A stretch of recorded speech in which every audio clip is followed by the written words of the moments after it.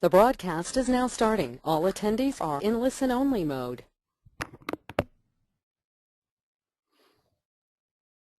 Hello, everybody.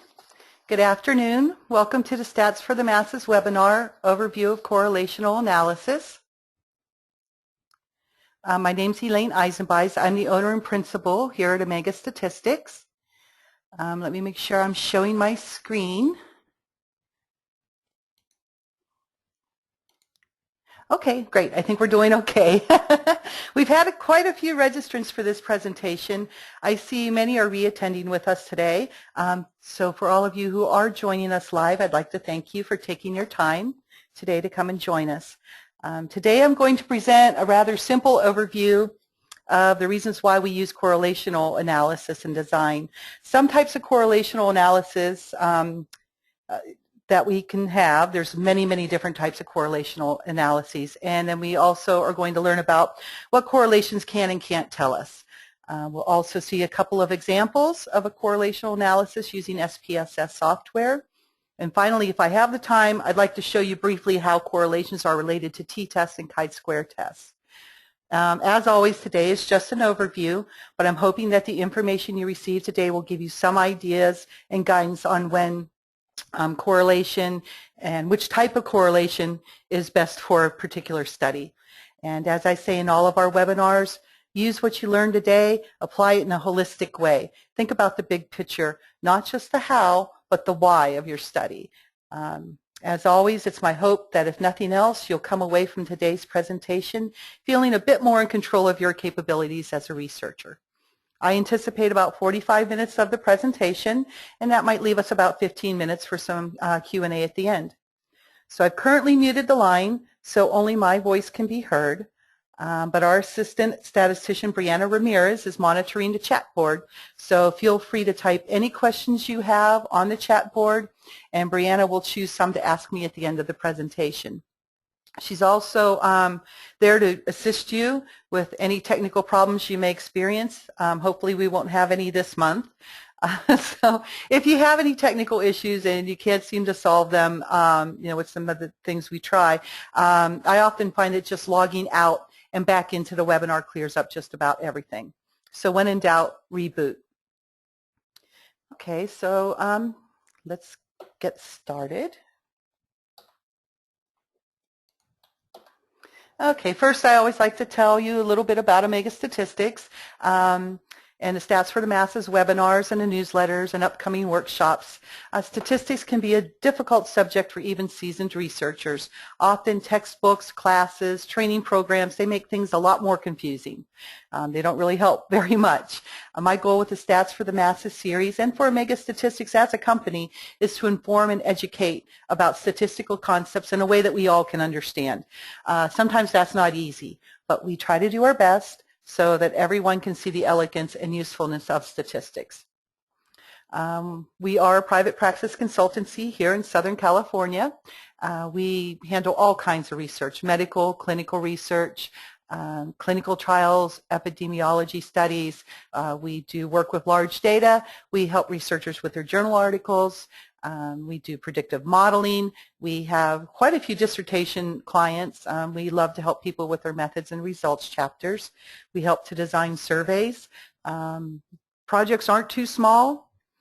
We take them of any size, individual researchers, small businesses, startups, large corporations, government contracts, and our motto is to provide elegant solutions effectively applied. We also have, I didn't put it on this slide, but we're celebrating throughout the end of the year, Regression Palooza. We're having a little party where the webinars are part of it, where every month we're going to present a webinar dealing with types of regression or things related to regression. And the correlation is kind of a first step towards regression. So you might want to check out our website and sign up for some of the other free webinars that we have. And I'll mention it again at the end of the presentation. Okay, so let's get started and see what we can do with this correlation. So the first question is, what is correlation? The textbook is that it's the state or relation of being correlated, specifically a relation existing between phenomena or things or between mathematical or statistical variables which tend to vary, be associated, or occur together in a way not expected on the basis of chance alone.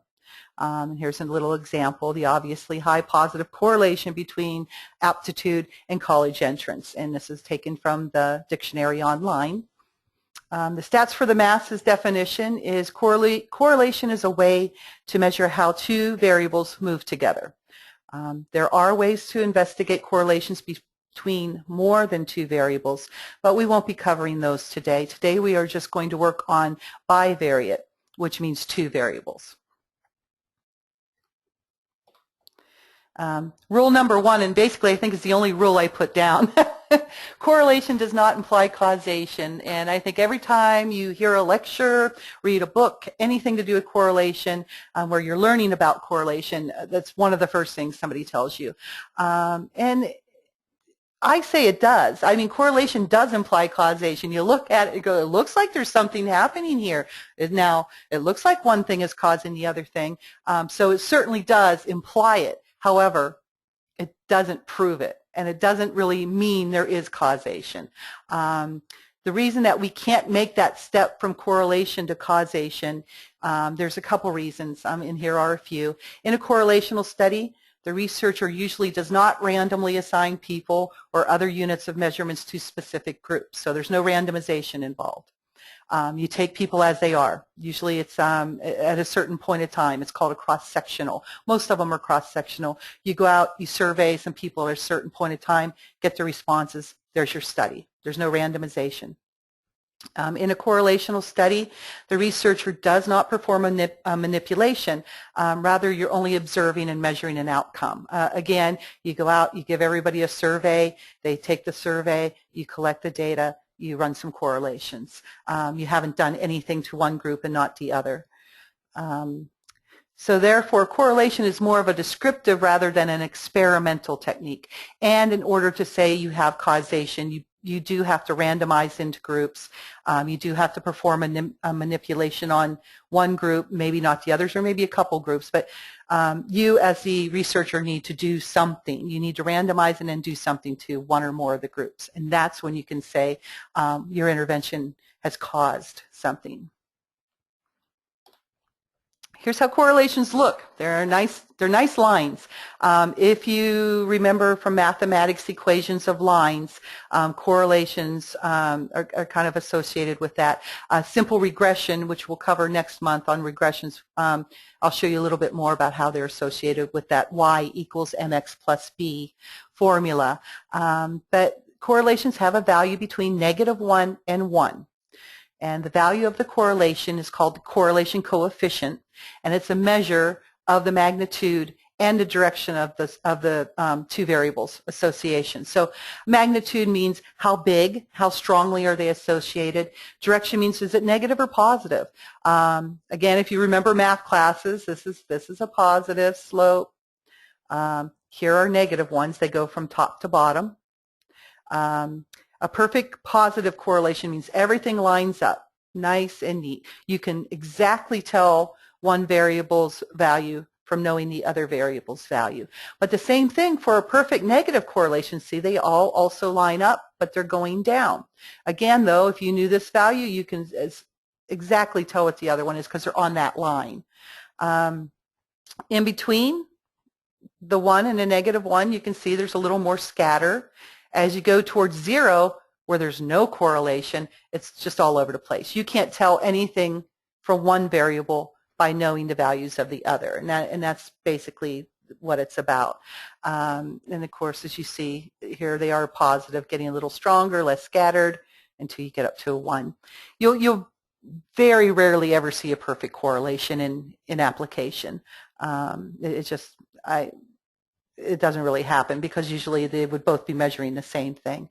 But I guess it can happen. Everything's possible, but you won't see it much. You'll see more of this and this. As I was saying, -1 represents a perfect negative correlation. That would be this over here. When values of one variable in the pair increase or decrease, the values of the other variable move in the opposite direction. So here on the x-axis, you can see here's something where it's really high on the x, but it would be very low on the y, that point, right? And if you look up here, this is where it's low value on the x-axis, but a high value on the y.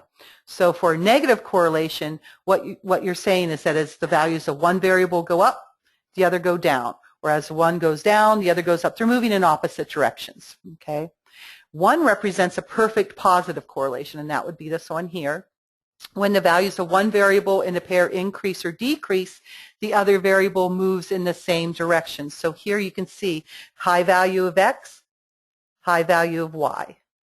And here down here, this point here has a low value here and a lower value here. So when they're positive, they're moving in a like manner. They're moving the same way. They're either both going up or they're both going down. And of course, zero is no correlation.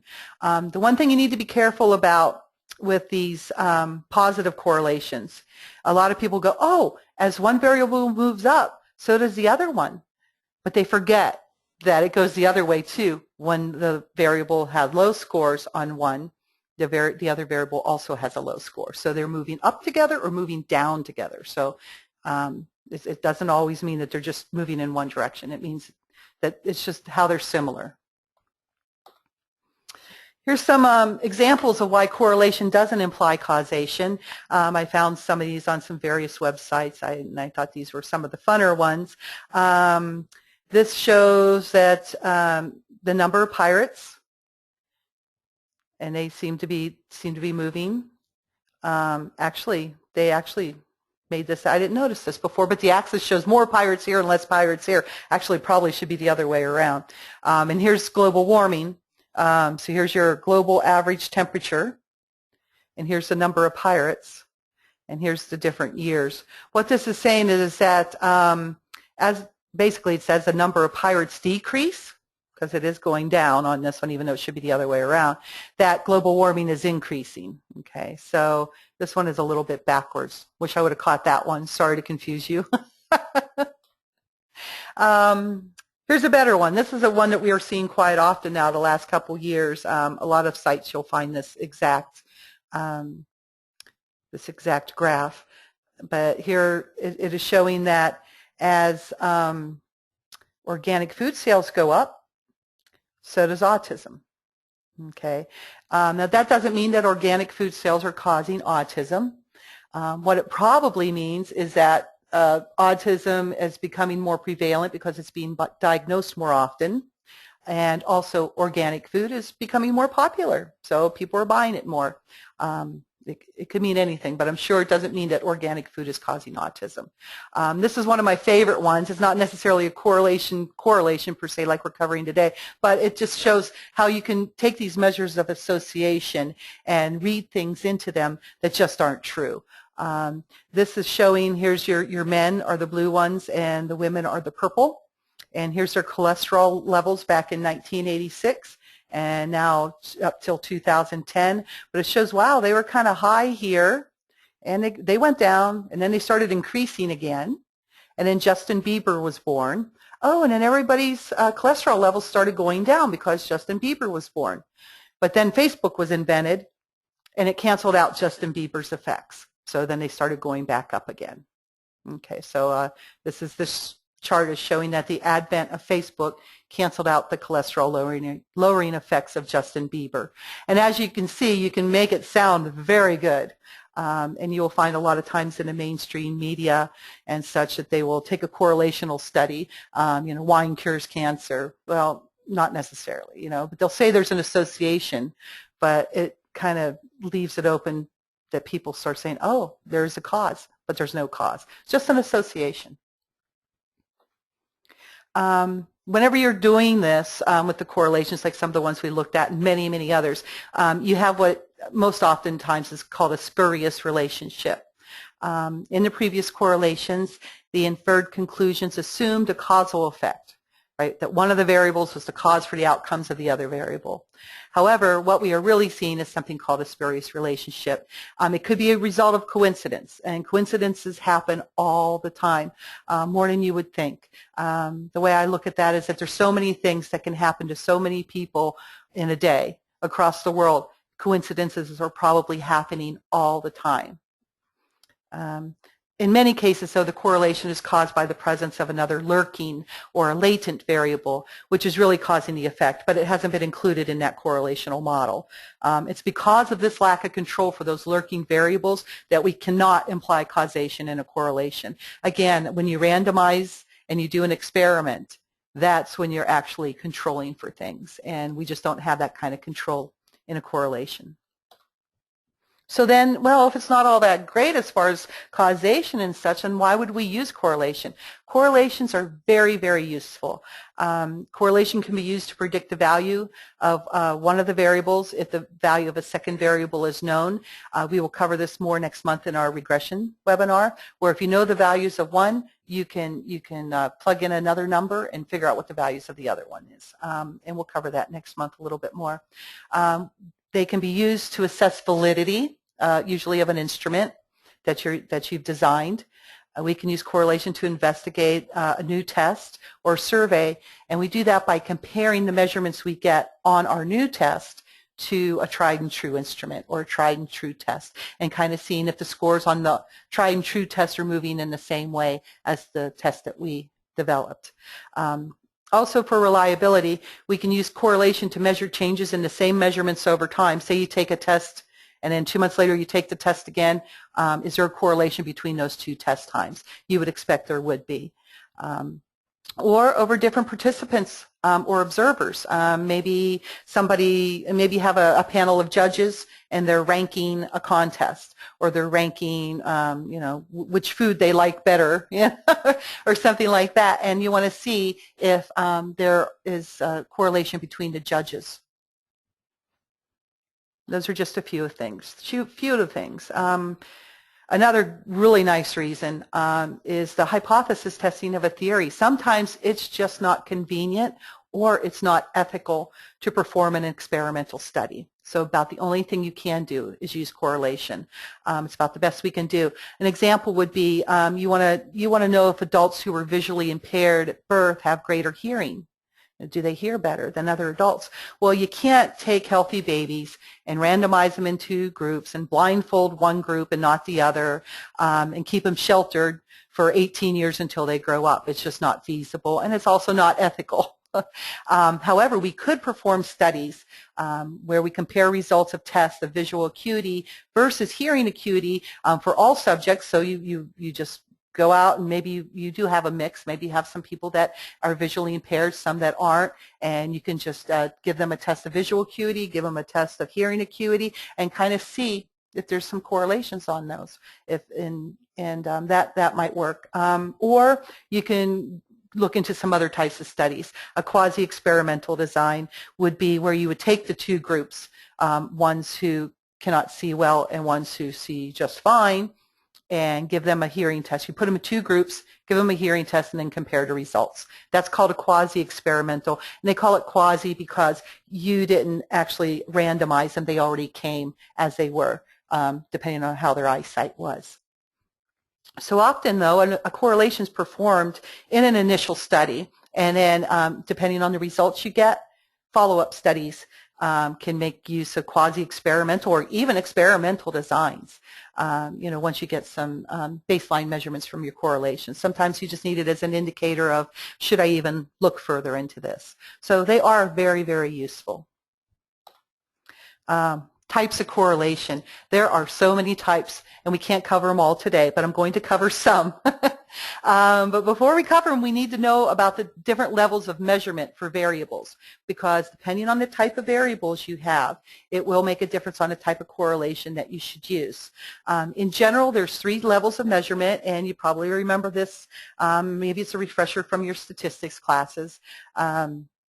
Continuous. There are variables that include both ratio, interval, scales.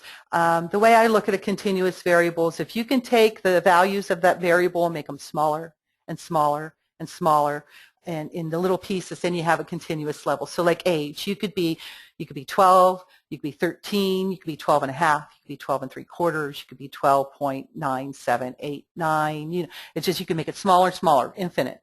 And same thing with height and weight. Ordinal variables, in many cases, they're like the quantitative. However, they can't be broken down into smaller and smaller pieces, but they can be ordered. Likert scale rankings. So if you have a survey and you're asking people on a 5-point scale from strongly disagree to strongly agree, choose a number, right? And you have 1, 2, 3, 4, 5. From 1 is strongly disagree to 5 strongly agree. You can't break them down anymore. They can't say 2.5, 3.4, anything like that, just 1, 2, 3, 4, 5. Education level, say high school, college, bachelor's degree, master's degree, something like that, where it's going in, from lower levels to higher levels. Age group. So instead of age, maybe you have people in groups. 20 to 25, 26 to 30, 31, like that. Those are ordinal, but they're not, you can't break them down into smaller pieces. And then finally, we have nominal. Nominal variables have no rank or order. They're just categories, okay? What's your favorite movie? Here's five movies. Which one's your favorite? Your race or ethnicity, one's not better than the other. Color, I like yellow, you like blue. Yellow's not better than blue, blue's not better than yellow. They just are, so they're just grouped. There is a special type of variable that's a nominal variable, though, that is used quite a bit in analysis and in correlations, and it's called a dichotomous variable. And it can be coded as a 0 or a 1. There's 2 groups. And anytime you have 2 groups, you can always kind of make it into a dichotomous. So gender, we could code one as, like say, males would be 0, females would be 1. You could do the other way around too, but depending on how you code it is how you would interpret your findings. And we're going to do a correlation later with gender, and I'll show you how that's interpreted. Any variable with an outcome of yes, no. So it's kind of a binary, right? And often 2 variables that are compared are not at the same level. So you might have a dichotomous and a continuous. You might have an ordinal and a dichotomous. So there's different correlation coefficients to use with the different kind of bivariate combinations. So I have a table here. Here's some types. Here's some, not all of them, but here's some. Here's your level on one variable. We'll call them Y. And the other variable we'll call X. Okay, so if you have 2 continuous variables, a continuous X and a continuous Y, the most popular one and one that they teach quite a bit in school is the Pearson's. And Pearson's product moment correlation, you'll hear Pearson's R. Again, statisticians have 5 or 6 names for everything because we like to confuse people. I don't think that's true. I think the reason we have 5 or 6 names for everything is because it depends on the field of study. One person's field of study might call it Pearson's R, somebody else might call it Pearson's product moment correlation. And I think that's the big reason why. Here, if we have a dichotomous and another dichotomous, so they're both dichotomous, we can go down here, and then we have a phi coefficient. Phi coefficient is the same exact computations as the Pearson's. So again, sometimes we'll get the exact same formula with 4 or 5 different names. But either way, in fact, in SPSS, if you run the correlation for 2 dichotomous variables, you actually pick Pearson's as the test. So they are exactly the same. And then there are some other ones that are similar to Pearson's or can be derived from a Pearson's with a little bit of work. As I was saying, many correlations in the table are special cases of the Pearson's. We won't run through all of the mathematics and proofs today. You can Google the formulas. You can derive them for yourselves. If you want me to upload some, maybe I can take some time and do a couple little derivations for you and put them on the blog. Just let me know. The special cases of the Pearson's include Spearman's rho, the point biserial, and the phi. They're mathematically similar. In fact, phi, as I was saying, is exactly the same as the Pearson's. We just cancel a lot of things out because we're dealing with dichotomous. So there's a lot of things that can just be zeroed out. There are other correlations that can be used with truly nominal data. So when, say, you are comparing colors to favorite movies, so you're doing something like, what's your favorite color? Is that associated with the favorite movie? You wouldn't expect there to be a correlation, but if you wanted to test it, you could. But they are more measures of association rather than correlations. And that's because the measures of association are not strictly derived from Pearson's. And some of them are the Pearson's contingency coefficient, Kramer's V, the Goodman and Kruskal lambda coefficient. Whenever I'm looking at two not strictly nominal, not dichotomous variables, I think it's just easier and even more formative to use the chi-square test. But however, you will find that a lot of times the chi-square is related to correlation too. For those of you who do want to see formulas, I thought I'd put them up there, but we're not going to do anything with them. I'm just going to show them to you. It's basically, we'll look at it as far as Pearson's, because that is the one a lot of them are derived from. Here's our little coefficient. It's R, and it's the amount that your two variables are varying together, which is the same as the covariance of x and y, and it's divided by the amount that x and y vary separately. So how you do that is you just take the variance of x and the variance of y and you multiply them together in your denominator. Here's the formula that is representative of this top thing. And then if we simplify it, you can use C-scores.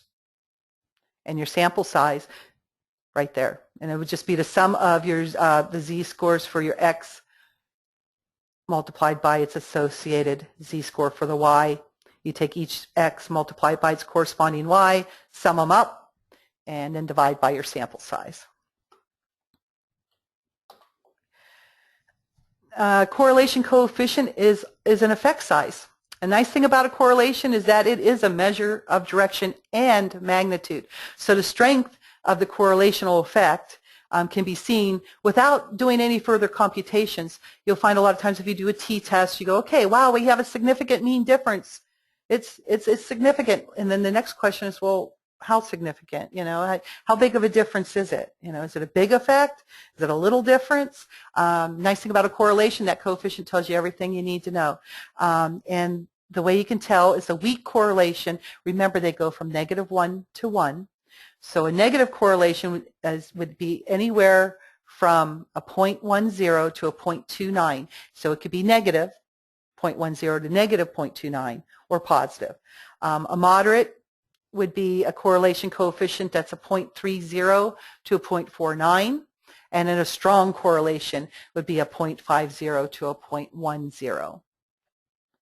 Or 1.0, sorry about that. So as you can see, you know, depending on the closer they get to the absolute value of 1, the stronger they get. And if you look right here, we start with weak at 0.10. So really a correlation from 0 to about 0.09 in either direction, negative or positive, really is not telling you much at anything. So much so that Cohen didn't even include it. He started saying weak, started at 0.10. So I guess we could work some examples. I'm going to open up a data set, we'll run some numbers, and we'll take a look at the output. I'm going to be using the clean data set from our February webinar. That was the data cleaning webinar, GIGO no-nos. And we cleaned it all up then, so we might as well use it for something else. The data that is being used was collected from a study that investigated biofeedback as a stress relief technique. The study involved 112 participants, and they were divided into two groups. We did have an experimental group, and we did have a control group. So the experimental group were given biofeedback, and the controls were not. And we had 51 in this group and 61 in this group. The outcome that we looked at was the perceived stress scale. We did a before and after test, but for today we're just going to look at the after intervention to post-test and compare those scores. And for this scale, higher scores mean more stress. And it's important to know what your variables are doing and what they mean. You can go, okay, wow, I have a great correlation here for the perceived stress scale. Great, what does it mean, right? So then you have to think, well, how is that scored? Higher scores, more stress. So we're going to, we also collected some demographics. We got age, I have gender, ethnicity, and we also asked participants if they'd ever received biofeedback training in the past. I decided not to put that in, forgot to take that part out. So here's the ones we'll be using. Okay, here's the variables we'll use today. We're going to use age, and we're going to do the participant's age in years. So that makes it continuous because you can break that down into tinier and tinier pieces. So that's going to be your quantitative continuous variable. Okay, the post-test score is also continuous.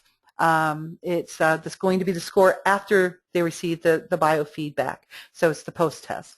Education level, I made this ordinal. I made it if you were in if your highest education was high school, you were coded 1, some college 2, and college graduate 3. And as you can see, higher education, I made them higher numbers. Gender, we coded that into a dichotomous variable. We made males 0 and females 1. And same thing for participant group, dichotomous. Controls that didn't get the training, 0, and experimental, who did get the biofeedback training, were coded as 1. And you'll see whenever we read the correlation coefficients how you will interpret those. Oh, well, there it is. But let's go in and let's go run it. Let's go into the data set. I think we've got a little time. Okay, so what I'm going to do is I'm in SPSS. I'm going to go up to Analyze, going to go into Correlate, and we're going to pick bivariate. Okay, these are very, very easy to do in SPSS, so I'm just going to throw some in there. So let's throw in age, and let's put in our post-test scores. There's that one. There it is. And then we're going to put in education level, and then we'll put in gender, and I'm going to put in the group, experimental versus control. And down here you can pick which ones you'd like. Pearson, and since we did have education level, that is an ordinal variable, so I'm going to go ahead and pick Spearman's, because anytime you involve an ordinal variable, you should probably use the Spearman's. And I'm going to pick a two-tailed test, and I want to see which ones are significant. It'll be at the 0.05 and 0.01 levels for your p-values. And we just click OK. Well, let's look at options just to see what's in there. If you have missing data, you might want to exclude them pairwise. You can also ask for your means, standard deviations for each of your variables, and cross-product deviations and covariances, which I don't really think, I'm sure some people might use them, but I never really do, because I just want to know my correlation coefficients and what they mean. So I'm going to click OK, and then you will get your output. So let me see if I can go up here. This one here is the Pearson's, and the one that say non-parametric correlations, those are the Spearman's correlations. Let's go back into our PowerPoint. So it's nice and big on the screen. Here's the Pearson's. So let's look at some of these. Age we know is continuous, and it's a matrix. So what you're doing is you're looking across the rows, or you're looking down the columns, okay? And what you want to do is you will just take, say for age. Okay, so I want to see if age is correlated with gender. So I'll go here to this row, and I'll go across until I see gender. There's my gender variable. I called it gender coded. And here's my correlation coefficient, 0.049. Here's the significance value. This is your p-value, not significant. You wouldn't expect it to be because this is such a small correlation. Right? We're not even calling them weak until they're at 0.10, and this is just a 0.05. So and this right here is the sample size. This is how many records were included in that correlational analysis. Let's see. Here's one that is significant, and it's negative. Okay, so this actually is a correlation representing the score at time 2, and then we go across here. And so this column right here is education level. Okay, so remember we coded education level so that 1 was high school, 2 was some college, and 3 was college graduate. Okay, what this coefficient is saying, since it's negative, is that as scores go up on one variable, they're going down on the other, right? So they're moving in opposite directions. So what you could say here is that as scores on the post-test stress inventory, the PSS post-test scores go up, they seem to be going up in relation to the person's education level going down. So basically you could say people that have higher scored, higher stress seem to have a lower education. So maybe people that have a high school education are, yes, they have lower stress, right? Because the scores, these high scores on this stress variable mean higher score, higher stress, right? So that's kind of interesting. Maybe they just don't worry about as much. I don't know. Let's see, where's another one that might be good? Here's a positive one. It's very strong. And it's education level, right? Because we have education level in the row. We go across here, group. So group, we coded that if they had the biofeedback training, they were 1. And if they didn't have the biofeedback training, they were 0.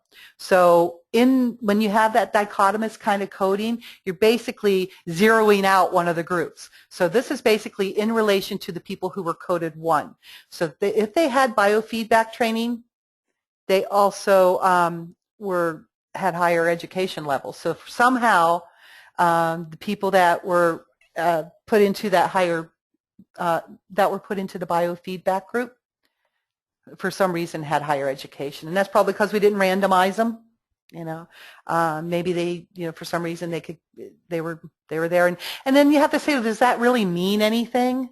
Sometimes you'll get a correlation, and you get well, of course, sometimes you'll get a correlation in a study with greater age or in the job more. You've had more years of service the older you are. Well, of course, because you've been at the company for 30 years and you're 60 years old. So sometimes a correlation really doesn't tell you much at all, but it does help you to kind of know that you're on the right track, because if you're getting it the opposite way or getting a negative correlation, you might have something wrong with your data. So it's always good to look at them, but then also to say, well, what does it mean? Not just that it's significant, but what does it really mean? The ones that are dichotomous are really kind of strange to interpret. So gender was dichotomous and group was dichotomous. Remember, gender, females were 1. In the group, biofeedback people were 1. So let's see, do we have anything here? Gender and group, not strong at all. So, but it's a little bit above. It's going towards, but when they're this close, they might as well be 0. The other thing you should know about these matrices is, see this 1 going down? There's 1s on the diagonal. They're symmetrical. So as you see, here's a negative 0.145. Here's a negative 0.145. Right? Here's a negative 0.871. There it is there. So here's a 0.022. There it is up there. So don't confuse yourself with these tables too much, because they're a little confusing to begin with. Just either read under the 1s or read above the 1s, and you'll make sure that you get all the correlations. You only have to look at one side of this diagonal to find all the correlations. Otherwise, you'll confuse yourself, and you'll start reading over and over again, and you'll be saying, wait, I thought I saw that. And you probably did if you're going all over it. Just either look all on the bottom or all on the top. Okay, let's see. Here's Spearman's row. And you usually find with the Spearman's correlation, they're not as strong as the Pearson's. And the reason we ran the Spearman's actually was for that education level. But if you look at this, it's showing that it's a stronger correlation than the Pearson's. It's a 0.939. That's almost a -1. And when you're at a -1, that means you're perfectly correlated on a negative, where the scores are going up on one variable and down on the other, right? They're moving in opposite directions almost perfectly, and exactly perfectly at a -1. So this again is telling us that as education levels going up, their stress score is going down. Right. So that's that one, and then that's the reason that we did the Spearman's on this. So it is the education level is increasing. See, sometimes you have to think about this, right? Education level's going up because it's 1 high school, 2 some college, 3 college, right? So they're going up. And this score here, so yeah, higher education, lower stress. Okay, here's some nifty things. Something nifty, Pearson's correlation gives the same results as a t-test. And again, I'm not going to show all the mathematics of it and such, but if you'd like, I will try to do some derivations and post them on the blog. But here you can see the p-value for the point biserial correlation, which is the special case of Pearson's R, and the independent samples t-tests are identical. Okay, so a point biserial you will use whenever you have 1 dichotomous and 1 continuous. Okay, and so that's what we used here. Basically, it's the Pearson's correlation. It'll automatically do it with the Pearson's correlation, because once you derive it, it turns into the same result as a Pearson's. Both are testing different research questions, right? The t-test is going, is there a difference in means between the females and the males on these post-test scores? The correlation is saying, is there an association between gender and the post-test scores? They both show in their own way, though, that the post-intervention stress scores are significantly lower for females versus males. Here at the correlation, since we coded females as 1, we're looking at this correlation in the terms of the female. Okay, so this is showing that females are more likely to be associated with lower stress scores. And then down here, you can see the means for the females, 21.1, and for the males, 24.12. So you can see right there that the females are indeed lower. And then if you test it with the t-test, and it shows it down here, and it's significant, 0.046.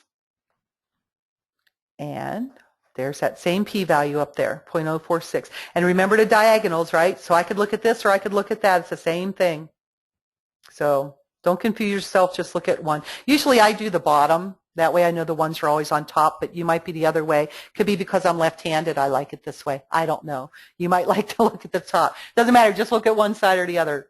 Don't confuse yourselves. So I think that's interesting. Another thing that's nifty is the phi correlation, which is the exact same as the Pearson's, right, except you're using 2 dichotomous variables, gives the same results as a chi-square test. And the Pearson's correlation is pretty darn close on this. Again, there's our significance. And it's not very significant because the correlation is very, very small. But there's our correlation there. Well, look over here. Look at the value of the phi. See, they're the same. Okay. But let's look down here at the chi-square test. Here's our significance value. Here's the p-value. And here's the p-value for the chi-square. And they're both 0.684. Now the p-values for the phi coefficient and the chi-square are the same. And the p-value for the Pearson's correlation, which is 0.687, is almost the same. And this is because we had a smaller sample. We had like about 111 or so.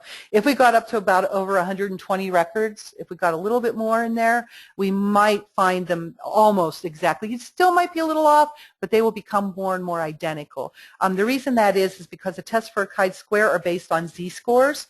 If you know from a basic stats class, I don't know if they teach this in basic stats, but if you square a z-score, you get the chi-square statistic. The Pearson's, though, is based on a t-distribution, and t-distributions are usually used with smaller samples.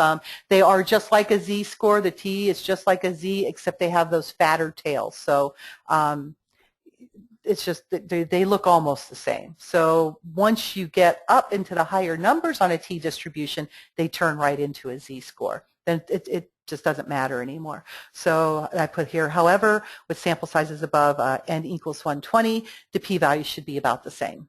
They might be a little off, but they should be very close enough to call them the same. Here's some references. If you like those spurious correlations, I just get such a kick out of them. They're fun, so fun. You can always check out this website. This young man has quite a few there. UCLA website, you know I love that. You know I love the ATS site. They have annotated output for correlations for SPSS here, Stata here, SAS here. Didn't see one for R, but I know R does have correlations. You can look that up and play with those too. And as I said, I was going to remind you about some things. Don't forget to visit our website to register for our webinars. We have multiple regression next month. We have logistic regression in December and multi-level modeling. I'm going to do my best to tackle that one in January, and so we'll work our way up to that. I hope you join me for all of them so we can work it up, work up there together to it. So as always, the webinars are free. If you can't make it to the live event, you'll receive a recording. We're also we have a new webmaster who's going to help us redesign the site, maybe make my blog a little easier to use because I have a really hard time trying to figure out how to use it. And so I'm seeing big things for the website and a lot more interaction, I'm hoping, with our audience and our clients. And I just love this stuff. And the more I can share it and the easier it is for us all to collaborate, the happier I am. So I want to thank you for attending. And here's my information. If you want to get in touch with me or if you have any questions. And we still, oh, that's perfect. Wow, 45 minutes. I did good today. So I'm going to bring Brianna on. And hopefully you've been asking some questions or have some questions for her. And so let me see if I can get her unmuted. Okay, Brianna, are you there? I'm here. Hi, Elaine. Hi. Okay, we do have some questions here. Okay. Nicole mentioned earlier that you say association. Can you please define the difference between association and correlation? Yeah, you know, and it depends who you ask to, because some people will say relationship. Some people prefer association. Some people prefer correlation. The reason we use correlation is because it's, I mean, probably in theory, technically, it's because it is based on like a parametric things like a distribution, certain distribution, certain techniques. Associations are a little bit more lax. Like a chi-square is a test of association. You're testing to see, maybe you're checking percentages. Are they similar between groups? Are they different between groups of the proportions? You know, say like what we have, colors versus movies. So is there a difference in the proportions between, you know, what kind of movies people like and the colors they prefer? Well, those are associations, but it's not really a correlation where you have, you know, like that line where it's up and down like that. It's more of a maybe a table. So that's the difference. It's just in how it's set up. Okay, great. Another question here is a positive correlation better than a negative correlation? No. Well, I mean, it depends. I mean, you might want to have you know, I mean, you might want to have a positive correlation, say, if you're looking for success in GPA. You know, you're hoping that you're going to have a positive correlation there, not negative. Because if you have a negative, that means as your GPA goes up, your success is going down, or vice versa, right? And you'd want a positive because you'd want to have it where if your GPA goes up, so does your success, except for the poor people who have that positive correlation when their GPA is low and their success is low, right? Because the positive means that they're just moving the same way. So they both could be low or they both could be high. One's not typically, you know, technically, no. There's no better one. So you could have, say, a correlation of a negative 0.5 or a correlation of a positive 0.5. And in magnitude, they mean the same thing. They're both very strong. The only thing that's different with that negative or a positive is how are they associated, right? What's the direction of that relationship? If it's positive, it's still strong. It just means that the variables are moving in the same direction, low with low, high with high. If it's negative, it means those two variables have values moving in the opposite direction. One's high, one's low. However, they're both strong. So no, one's not really better than the other. Okay, that makes sense. Good. Let's see. Here we go. If a correlation doesn't imply causation, what test does? Yeah, that's a good question. It's not really specifically a test that would do that. It's your study design. So you should really be saying if a correlational design, right? If you can't get causation from that design, what design would? And that would be an experimental design. And an experimental design requires a couple things. Either you have to randomly pull from a population, or you can take people as they come in. And I always say, like in the clinical trials we work on, right? A person comes in, you can't just go out to a population and start pulling random people, say for a cancer trial, hoping that you're going to find the ones that have cancer. So what you do is you wait for the physician to refer you over, refer the patient over. They come in presenting with cancer, then you randomize them into your groups. You're going to put one into treatment, one into control, or maybe two different treatment groups. Then you're going to give one to treatment, maybe the other group another treatment. So you have to randomize the people, and then you have to manipulate somehow. And that randomization helps you to control for anything else, hopefully control for anything else. So hopefully you'll be equally divided on genders, ages, ethnicity, any other things like that that could, or even the latent variables I was talking about that you don't even realize are out there. That randomization is supposed to help take care of that. So that's the kind of test, that's the kind of design that you would have to use to get causation. You'd have to be able to randomize it, and then after you do your manipulation and see the results and then test for a difference, then you could say, oh, what I did, my treatment, caused this. Otherwise, you can't. Okay.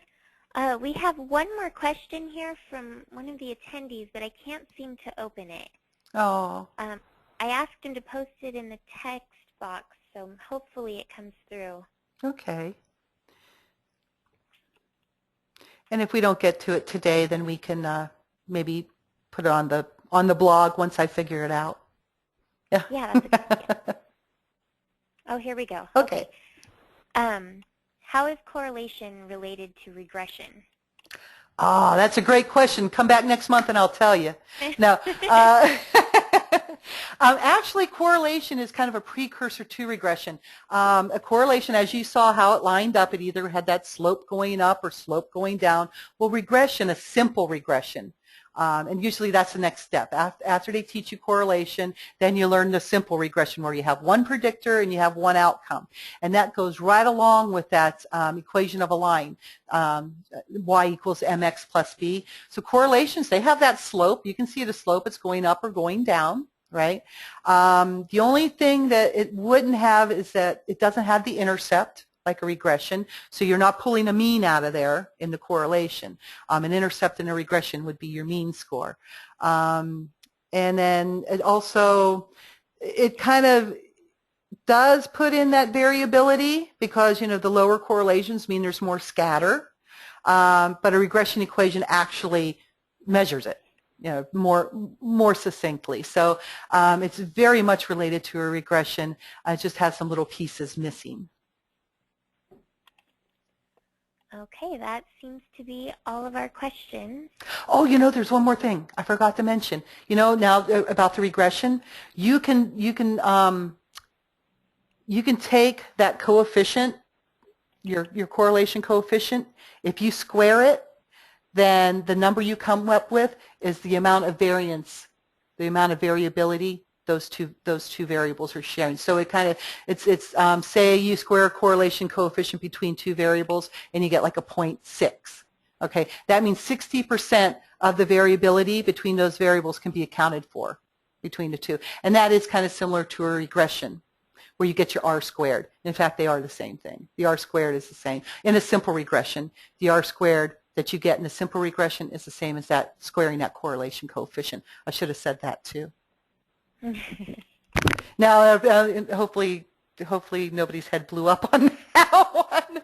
We'll learn more next month for sure. Sometimes I go on and on too much. So is that it? Any more questions?